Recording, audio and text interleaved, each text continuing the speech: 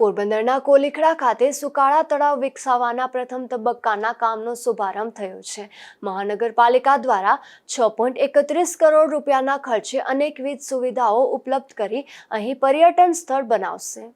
પોરબંદરના કોલીખડા ખાતે સુકાળા તળાવ વિકસાવવાના પ્રથમ તબક્કાના કામનો શુભારંભ ધારાસભ્ય અર્જુનભાઈ મોઢવાડિયાના હસ્તે કરાયો છે.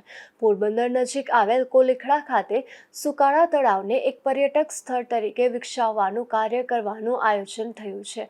પોરબંદર નજીકના કોલીખડા ગામ ખાતે આવેલ સુકાળા તળાવ 20,125 ચોરસ મીટરમાં વિકસાવવામાં આવશે અને આ તળાવ વિકસાવવાની પ્રથમ તબક્કાની કામગીરીનો શુભારંભ કરી દેવામાં આવ્યો છે.